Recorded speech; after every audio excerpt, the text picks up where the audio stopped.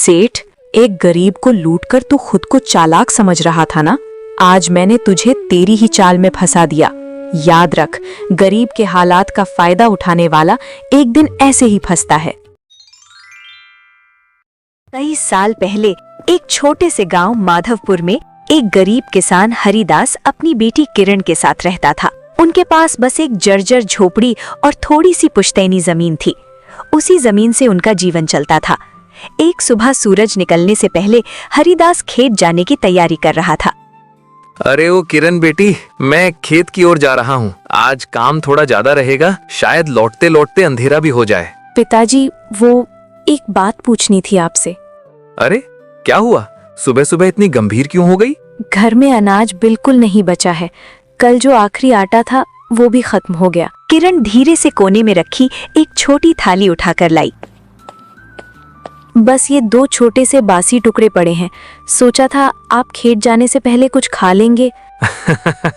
अरे रे, मुझे अभी भूख कहाँ लगी है। ऐसे कैसे? खेत में दिन भर मेहनत करनी है आपको। अरे पगली, मैं तो पानी पीकर भी काम चला लेता हूँ। तू खा ले, तुझे ताकत की जरूरत है। आप हर बार यही कहते हैं पिताजी। तो क्या करूं, सच ही तो है। चल अब जिद मत कर, मैं शाम को कुछ ना कुछ लेकर जरूर लौटूंगा।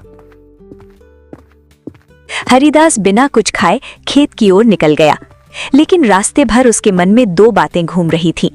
एक, इस साल फसल सही से उगेगी या नहीं।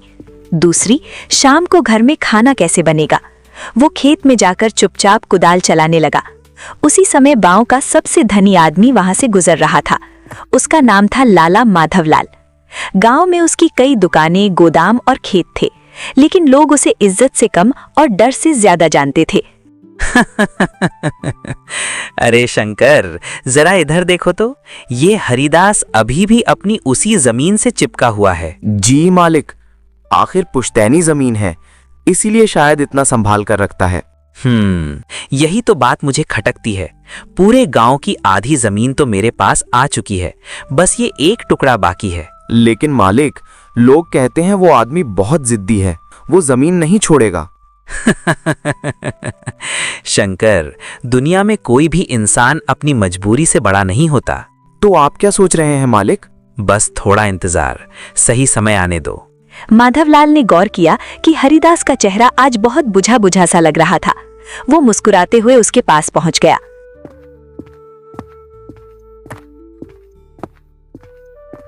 अरे अरे हरिदास भाई, ये क्या हाल बना रखा है? सुबह सुबह इतना उदास क्यों? नहीं लाला जी, ऐसी कोई बड़ी बात नहीं है। अरे ओ, मुझसे क्या छुपा रहे हो, बताओ भी। हरिदास कुछ पल चुप रहा, लेकिन आखिरकार उसकी मजबूरी उसके शब्दों में उतर आई। घर में खाने का इंतजाम नहीं हो पाया। बेटी 2 दिन से ठीक से खा भी नहीं पाई। अरे अरे रे, बस इतनी सी बात? जी, मैं किसी से मदद मांगना नहीं चाहता था। अरे ओ हरिदास, ये मदद है, कोई भीख नहीं। माधवलाल ने जेब से कुछ नोट निकाले और हरिदास की ओर बढ़ा दिए। लो, इससे घर का राशन ले आना। जब फसल तैयार हो जाए तब आराम से लौटा देना। अरे लाला जी, आपने तो बड़ी चिंता दूर कर दी। भगवान आपका भला करे। अरे भाई, गांव वाले एक दूसरे के लिए ही तो होते हैं। हरिदास खुश होकर बाजार की ओर निकल गया, लेकिन जैसे ही वो थोड़ी दूर पहुंचा, माधवलाल के चेहरे पर एक अलग ही मुस्कान आ गई। देखा शंकर, बीज बो दिया मैंने। कौन सा बीज मालिक? अभी समझ नहीं आएगा, जब उसकी फसल तैयार होगी तब असली खेल शुरू होगा। बेचारा हरिदास नहीं जानता था कि जिस मदद को वो भगवान का आशीर्वाद समझ रहा है, वही मदद एक दिन उसके जीवन की सबसे बड़ी मुसीबत बनने वाली थी। और यहीं से शुरू होने वाली थी एक ऐसी कहानी जहां एक गरीब किसान की मजबूरी और एक लालची आदमी की चालाकी आमने सामने आने वाली थी। समय धीरे धीरे बीतता गया। हरिदास ने दिन रात मेहनत की। बारिश भी इस बार ठीक हुई थी, इसलिए उसकी जमीन पर फसल खूब लहलहाने लगी। कुछ ही महीनों में पूरे गांव में चर्चा होने लगी कि हरिदास की खेती इस बार सबसे अच्छी हुई है। एक सुबह हरिदास अपने खेत में खड़ा लहलहाती बालियों को देख रहा था। अरे वाह भगवान, आखिर मेरी मेहनत रंग लाई। इस बार तो सच में खेत सोना उगल रहा है। उसी समय उसकी बेटी किरण भी खेत की तरफ आ गई।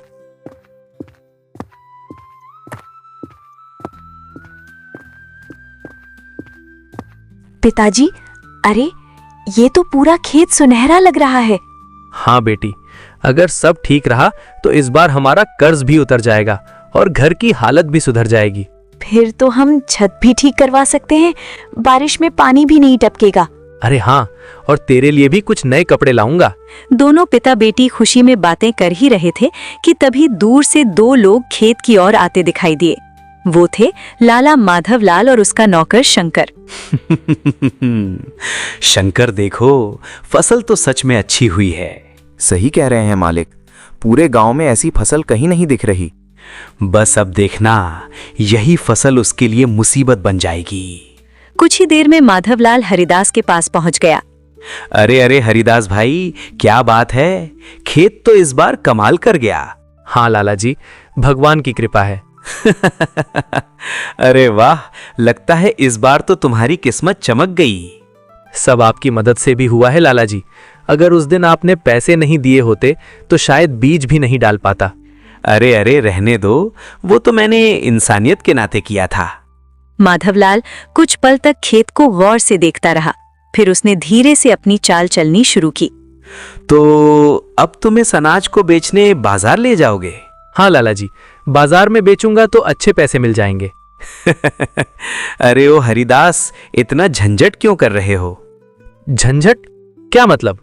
मेरा मतलब है अनाज मुझे ही बेच दो। आपको? हाँ हाँ, इससे तुम्हें बाजार भी नहीं जाना पड़ेगा और मेरा पैसा भी कट जाएगा। हरिदास कुछ देर सोचने लगा। बात तो ठीक कह रहे हैं लाला जी। पिताजी, शायद हमें बाजार जाकर दाम पूछ लेना चाहिए। अरे रे रे बेटी, तुम चिंता क्यों करती हो? मैं तुम्हें बाजार से भी ज्यादा पैसा दूंगा। अच्छा, तो कितना दाम देंगे? मान लो 8,000 रुपए। अरे वाह, इतना? और अगर तुम चाहो तो 10,000 भी दे सकता हूं। अरे लाला जी, आप तो बहुत बड़ा उपकार कर रहे हैं। किरण चुपचाप सब सुन रही थी। उसे कुछ अजीब लग रहा था, लेकिन उसने कुछ नहीं कहा। लेकिन एक छोटी सी शर्त होगी। शर्त?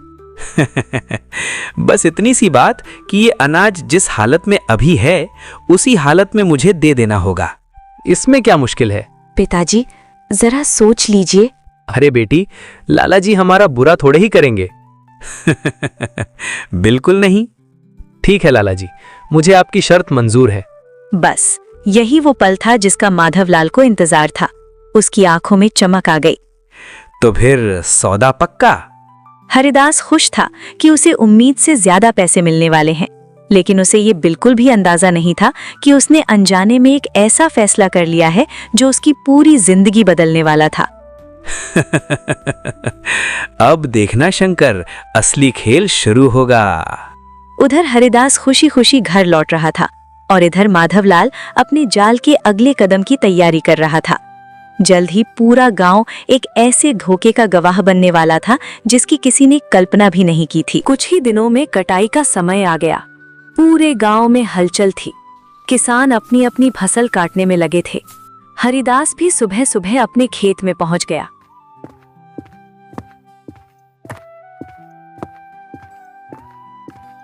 अरे किरण बेटी, जल्दी आओ, आज हमारी मेहनत का असली दिन है। आ रही हूँ पिताजी। देखिए, मैंने बोरी भी तैयार कर दी है। अरे वाह, आज तो हमारा खेत सच में सोना उगल रहा है। दोनों पिता बेटी पूरे दिन मेहनत करते रहे और धीरे धीरे सारी फसल काटकर ढेर लगा दिया। किरण अपने पिता को देख रही थी। इतने दिनों बाद उनके चेहरे पर सुकून दिखाई दे रहा था। पिताजी, अब तो सब ठीक हो जाएगा ना? हाँ बेटी, अब कर्ज भी उतर जाएगा और घर में भी खुशहाली आएगी। तभी दूर से घोड़ा गाड़ी की आवाज आई। किरण ने मुड़कर देखा। पिताजी, लाला माधवलाल आ रहे हैं। कुछ ही पलों में माधवलाल और उसका नौकर शंकर वहां पहुंच गए। अरे अरे हरिदास, लगता है आज बहुत खुशी का दिन है। हाँ लाला जी, भगवान की कृपा से फसल अच्छी हो गई। वाह, सच में बढ़िया अनाज है। पूरे गांव में शायद ही किसी की फसल इतनी अच्छी हुई हो। सब भगवान की मेहर है।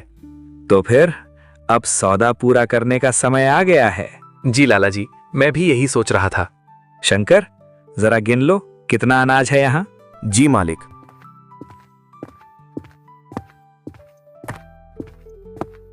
कुछ देर बाद शंकर वापस आया। मालिक, करीब 10 बोरी अनाज है। अच्छा, बहुत बढ़िया। तो लाला जी अब आप पैसे दे दीजिए। माधवलाल अचानक जोर से हंस पड़ा। अरे हरिदास, तुम सच में बड़े भोले हो। जी, क्या मतलब? तुमने कहा था ना, अनाज उसी हालत में मुझे दोगे। हाँ, तो इसका मतलब ये है कि जिस हालत में अनाज है उसी हालत में वो मेरा होगा। मैं कुछ समझा नहीं लाला जी। अरे मूर्ख, ये अनाज अभी जमीन पर उगा हुआ है। जी, इसका मतलब अनाज के साथ साथ ये जमीन भी मेरी हो गई। ये सुनते ही हरिदास के पैरों तले जमीन खिसक गई। अरे अरे, ये आप क्या कह रहे हैं लाला जी? वही जो तुमने खुद माना था। ये सरासर धोखा है। अरे ओ लड़की, बीच में मत बोलो। लाला जी, ये जमीन मेरे बाप दादों की निशानी है, ऐसा मत कीजिए। सौदा हो चुका है हरिदास। लेकिन मैंने जमीन देने की बात नहीं कही थी। कागज पर तुम्हारे अंगूठे का निशान है। अब तो कुछ नहीं हो सकता। हरिदास जमीन पर बैठ गया। उसकी आंखों में आंसू भर आए। हे भगवान, ये क्या हो गया? लाला जी, आपने एक गरीब के साथ बहुत बड़ा अन्याय किया है। व्यापार में दया नहीं होती लड़की। आपने छल किया है। जो हार जाता है वही ऐसी बातें करता है। माधवलाल हंसते हुए वहां से चला गया। हरिदास वहीं जमीन पर बैठा रोता रहा। बेटी, सब खत्म हो गया। नहीं पिताजी, अभी सब खत्म नहीं हुआ। अब क्या बचा है? सच अभी जिंदा है। लेकिन हरिदास इस सदमे को सह नहीं पाया। उसी रात उसका दिल जवाब दे गया और किरण की दुनिया उजड़ गई। लेकिन उसी रात किरण ने एक कसम खाई। सुन लो लाला माधवलाल, तुमने मेरे पिता को छल से हराया है, लेकिन अब तुम्हारा सामना एक ऐसी लड़की से होगा जो तुम्हें उसी चाल में फंसाकर तुम्हारा घमंड तोड़ेगी। और यहीं से शुरू हुआ एक गरीब लड़की का बदला। हरिदास की मौत के बाद किरण बिल्कुल अकेली रह गई थी, लेकिन दुख के साथ साथ उसके मन में एक आग भी जल रही थी। वो जानती थी कि उसके पिता के साथ अन्याय हुआ है, और वो ये भी जानती थी कि लाला माधवलाल को उसी की चाल से हराना होगा। कई हफ्ते बीत गए। एक दिन सुबह सुबह किरण बाजार की तरफ निकल पड़ी। उसके साथ एक किराए का ट्रैक्टर था जिसमें कई बोरी अनाज रखी हुई थी। आज खेल शुरू होगा लाला माधवलाल, अब देखती हूँ तुम्हारी चालाकी कितनी बड़ी है। बाजार में भीड़ लगी हुई थी। व्यापारी अपनी अपनी दुकानों पर बैठे थे। किरण ने ट्रैक्टर एक कोने में खड़ा किया और ऊंची आवाज में पुकारने लगी, अरे सुनिए सुनिए, ताजा अनाज है, बढ़िया अनाज, जो लेना हो ले जाइए। कुछ ही देर में कई लोग उसके पास आ गए। बेटी, कितना दाम है? अभी नहीं, बाद में बताऊंगी। अरे ये कैसी बात हुई? माफ कीजिए, अभी मैं नहीं बेच रही। लोग हैरान होकर वापस जाने लगे। किरण का असली मकसद कोई और था। कुछ ही देर बाद बाजार में हलचल हुई। दूर से लाला माधवलाल अपनी गाड़ी में आता दिखाई दिया। आज बाजार बड़ा चहल पहल वाला लग रहा है। जी मालिक, लगता है नया अनाज आया है। माधवलाल की नजर अचानक किरण पर पड़ी। अरे ये तो वही लड़की है। हाँ मालिक, हरिदास की बेटी। अच्छा मौका है, देखते हैं इसे भी कैसे बेवकूफ बनाते हैं। माधवलाल धीरे धीरे किरण के पास पहुंच गया। अरे बेटी, क्या बेच रही हो? अनाज है। अच्छा लग रहा है। कितना दाम रखोगी? 5,000 रुपए। अरे वाह, इतना सस्ता। लेकिन एक शर्त है। ओहो, कैसी शर्त? अनाज जिस हालत में अभी है उसी हालत में बेचना होगा, और मुझे पैसे उसी हाल में चाहिए जिस हाल में वो अभी रखे होंगे। बताओ, मंजूर है? ये सुनकर माधवलाल के चेहरे पर चालाक मुस्कान आ गई। लगता है किस्मत खुद मेरे पास आ रही है। ठीक है लड़की, मुझे मंजूर है। मालिक, सोच लीजिए। अरे चुप रहो, मैं सब समझता हूँ। किरण ने ट्रैक्टर स्टार्ट किया और सीधा माधवलाल के घर की तरफ चल पड़ी। कुछ देर बाद वे सब सेठ के बड़े हवेली के सामने पहुंच गए। तो सेठ जी, बताइए अनाज कहाँ उतारना है? अरे लड़की, लगता है तुम शर्त भूल गई। कौन सी शर्त? अनाज जिस हालत में है उसी हालत में देना होगा। हाँ तो? तो इसका मतलब अनाज के साथ ये ट्रैक्टर भी मेरा हुआ। किरण ने कुछ पल चुप रहकर सेठ की ओर देखा, फिर धीरे से मुस्कुराई। अच्छा, अगर आपकी यही मर्जी है तो ट्रैक्टर भी ले लीजिए। क्या? सच? हाँ, लेकिन अब मेरे पैसे दीजिए। अभी लाता हूँ। जैसे ही माधवलाल घर के अंदर जाने लगा, रुकिए सेठ जी, अरे अब क्या हुआ? आप मेरी शर्त भूल रहे हैं। कौन सी शर्त? पैसा भी उसी हालत में देना होगा जिस हालत में अभी है, और अभी आपका पैसा इस घर के अंदर है। सारे लोग चुप हो गए। मतलब? इसका मतलब पैसा के साथ आपका घर भी मेरा हुआ। ये सुनते ही माधवलाल के चेहरे का रंग उड़ गया। अरे ओ लड़की, तुम पागल हो गई हो क्या? नहीं सेठ जी, मैं वही नियम लगा रही हूँ जो आपने मेरे पिता के साथ लगाया था। अब सेठ सच में फंस चुका था, लेकिन उसका घमंड अभी भी टूटा नहीं था। चलो पंचायत के पास, वहीं फैसला होगा। मुझे मंजूर है। और इसी तरह पूरा गांव फिर से एक बड़े फैसले का गवाह बनने वाला था। लेकिन इस बार शिकार कोई गरीब किसान नहीं था, बल्कि वही चालाक सेठ था।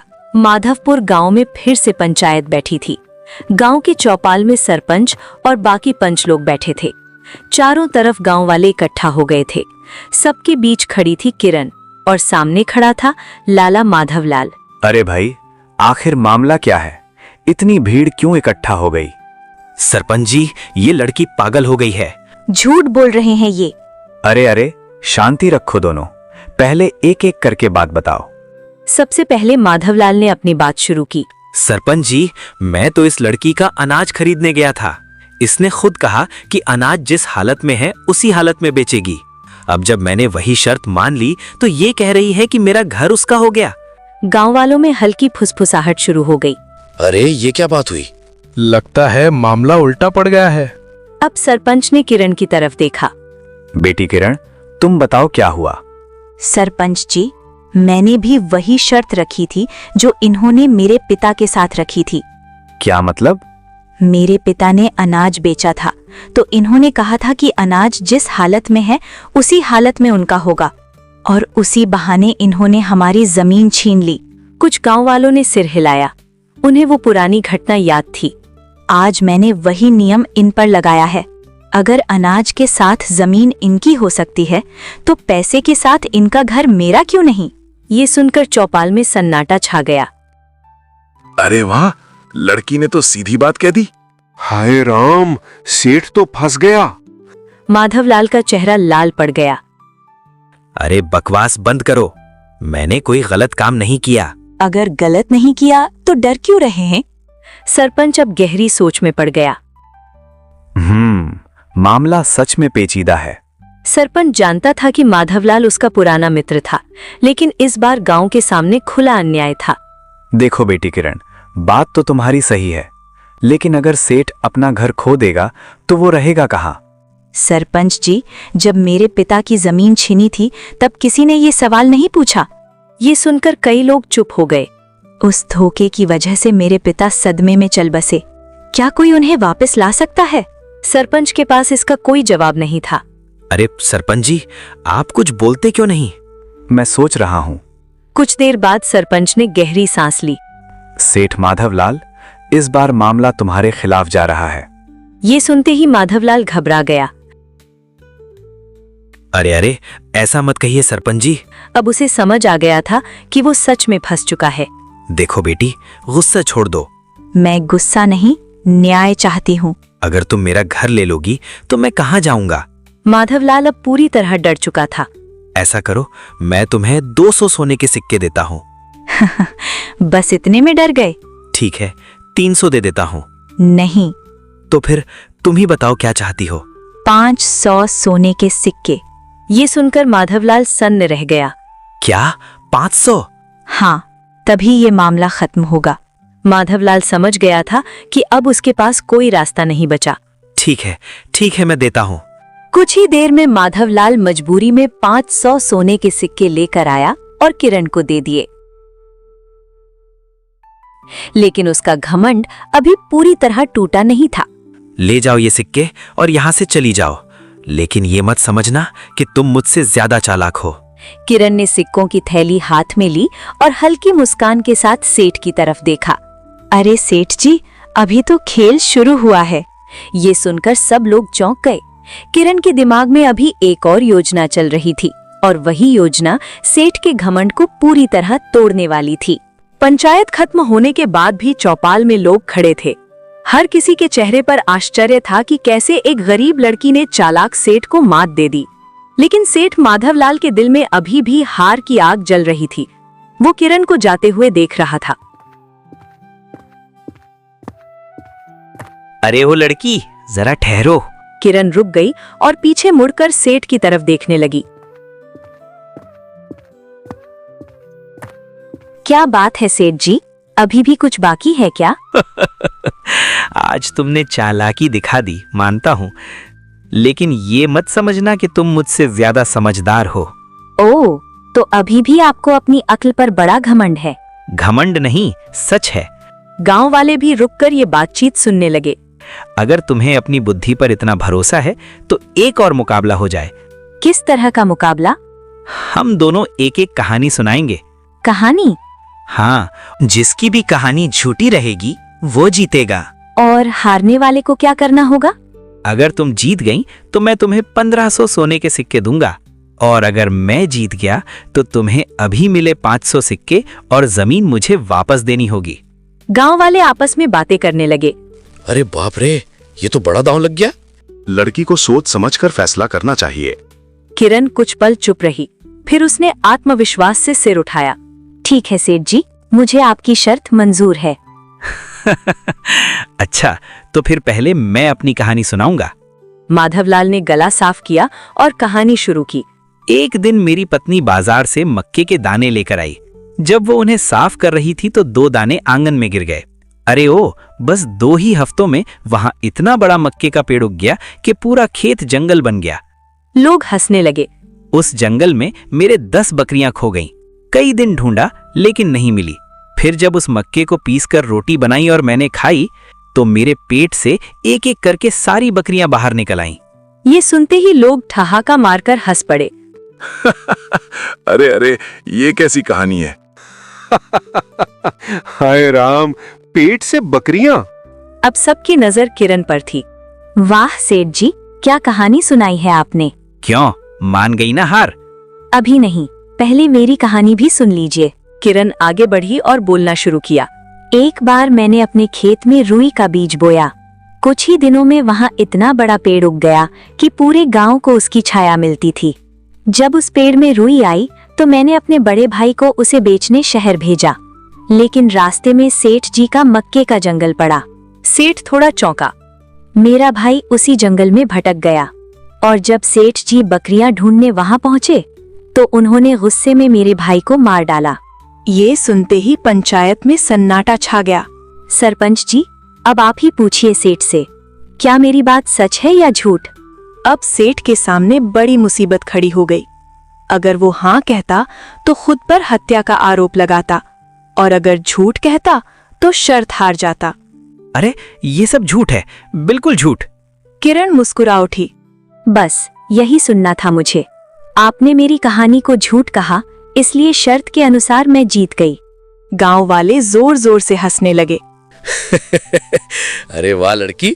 माधवलाल का चेहरा गुस्से से लाल हो गया, लेकिन अब उसके पास कोई रास्ता नहीं था।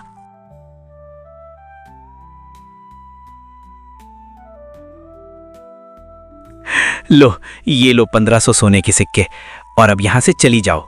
किरण ने सिक्के लिए और मुस्कुराकर बोली, सेठ जी, याद रखिए, गरीब इंसान कमजोर जरूर होता है लेकिन बेवकूफ नहीं, और जो दूसरों को धोखा देता है एक दिन वही अपने जाल में फंसता है। किरण वहां से चली गई। गांव वाले खुश थे क्योंकि पहली बार किसी ने लालची सेठ को उसकी ही चाल में हराया था।